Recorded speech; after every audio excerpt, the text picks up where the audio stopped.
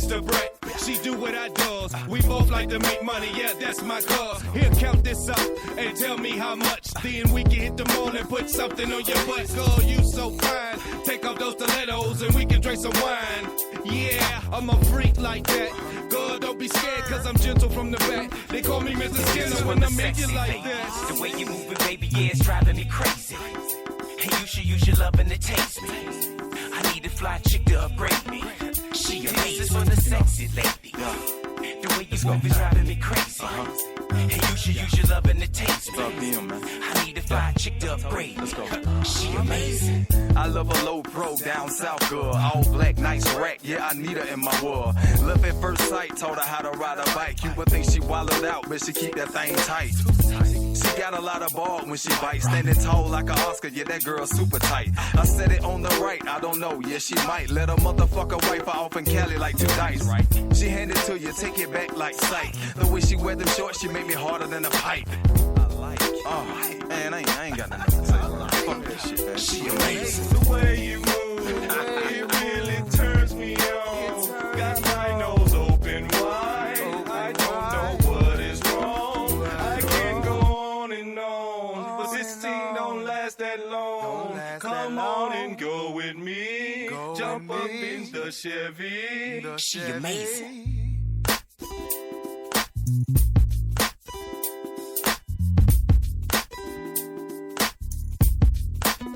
She amazing.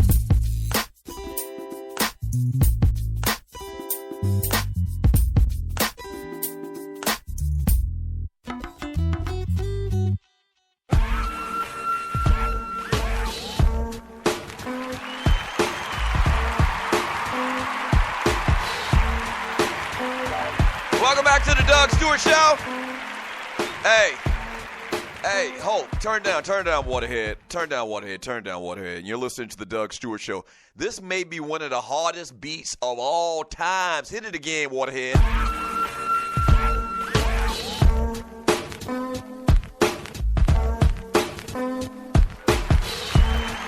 Yes, sir. You know what? I might drop a rhyme for y'all on this beat. You know, when I get some time, I might put together a couple of words, man, and drop a rhyme for y'all. I would freestyle, but there's kind of like a second delay, and so it would sound off beat. Shut up. No lie. Figured it out very early in my Spreaker career. There's kind of like a second delay, and so it's hard to do music from the Spreaker sound bank and me to rhyme over it or whatever, because it'll be kind of like a second off, and y'all think that I'm off beat.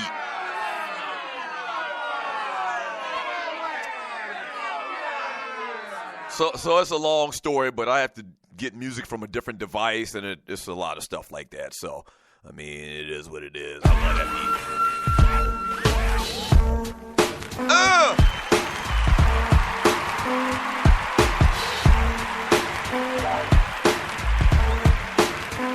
Hey, welcome back to the Doug Stewart Show. This is a fantastic, freaky, funny Football Friday. The number to the show is 404-382-0338. You can also email me at doug@thedougstewartshow.com. So, Kyle Shanahan introduced as the new head coach of the San Francisco 49ers. That's right. You heard me. The head coach of the San Francisco 49ers.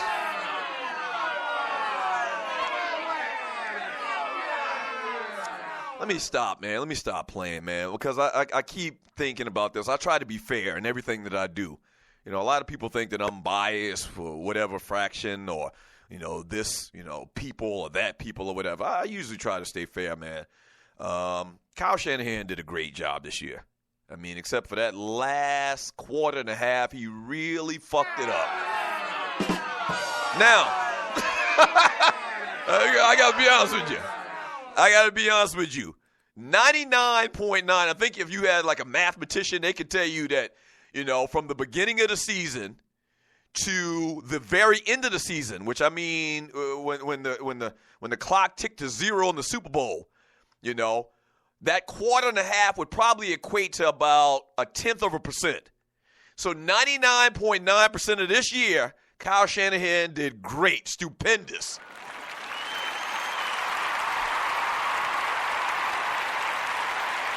But then that 10%, that 1/10%, he's totally fucked it up.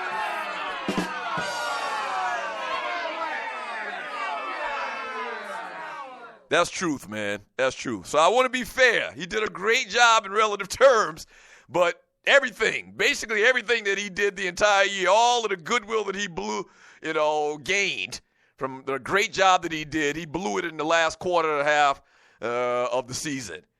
But anyway, man, the Niners formally introduced Shanahan and general manager John Lynch to the San Francisco Bay Area media Thursday, and they spent about 45 minutes answering questions on a variety of topics.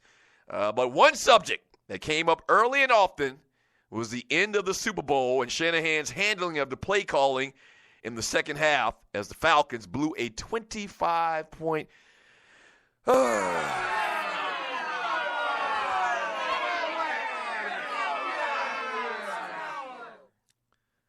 Falcons blew a 25-point lead. I just put down my notes, man, and just sat back in my chair for a second. Like I've been for the most part able to move on from this, man. But every time I have like flashbacks. And you know what? We're probably as people from this city, people that rooted for this team, till the very end.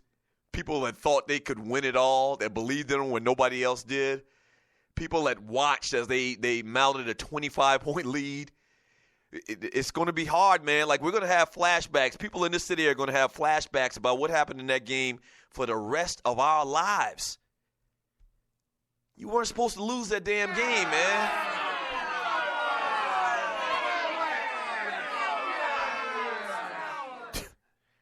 The Falcons weren't supposed to lose that game, man. Back to the story. Here's a quote from Shanahan. Obviously, you guys know the result of that, which wasn't easy, says Shanahan, who had been Atlanta's offensive coordinator. It's as hard as anything I've gone through. Yeah, you don't say. You don't say. Shanahan received particular criticism for his handling of a late drive in which Atlanta had moved deep into New England's territory with the chance to run the clock down and kick a field goal to make it a two-score game. Hanging on to a 28-20 lead with the ball at the Patriots 22 and 4:40 to go, Shanahan called for Devontae Freeman to run, which ultimately lost a yard.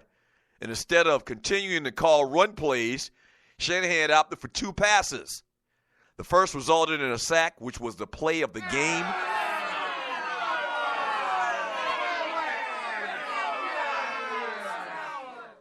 That was the play of the game. That was the play of the game. When that happened, that was the first time, and I said this on Monday, I believe. I'm sure. I've said a lot this entire week about this game, and you're listening to the Doug Stewart Show. But that sack, man, that sack was the turning point, more precise. That was the turning point of the game when Matt Ryan took that sack, man. Oh, boy. And then Matt threw an incomplete pass, and the rest is history, man. Shanahan basically, man, says, I remember every single play, and I will go over those for the rest of my life. That's kind of the life we live as coaches. It's magnified in the Super Bowl, but it's also that case in every game. In terms of using the word, I blew it. There was a story that came out that they caught, or fans or the media caught Shanahan after the game, and all he continued to say was, I blew it, I blew it.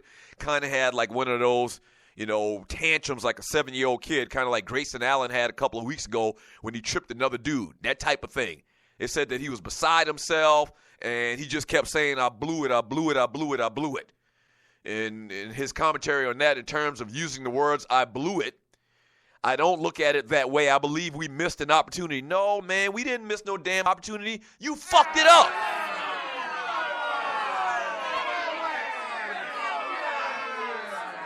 It was you. Which reminds me of a story. It was you.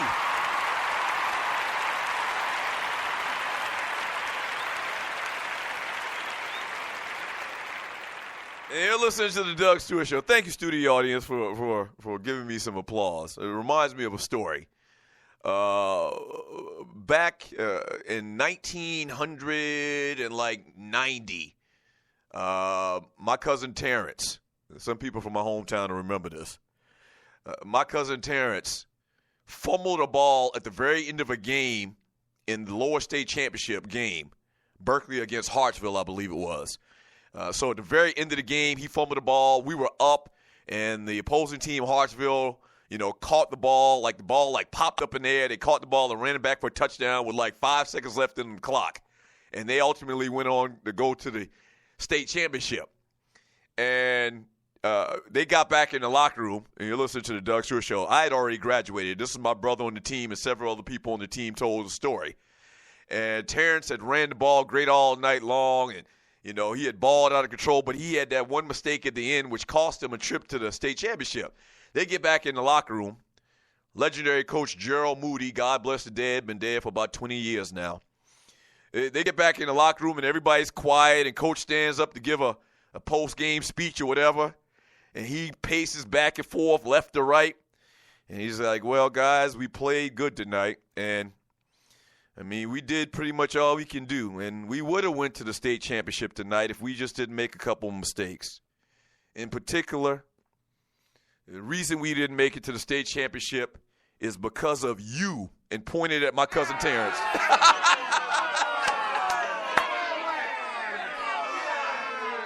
It was you, son. It was your fault we not going to state.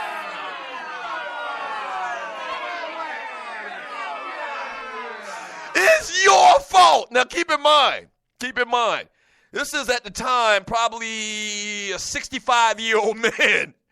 This is a 65-year-old man. His entire life, all he taught was teamwork. All he taught was there's no I in team. We win together, we lose together. And, he just couldn't control it. He couldn't contain himself.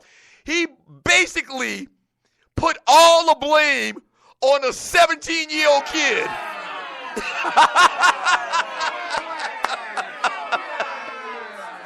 Right. An old man, been coaching for 40 years or so, pointed at one little 17, 16-year-old kid in the locker room back in 1990 and said, it's your fault. It's nobody else's fault. We didn't lose this game. You lost the game.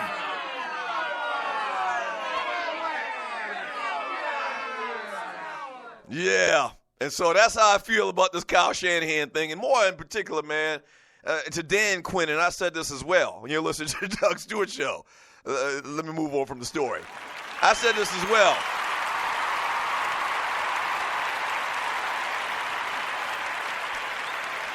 Dan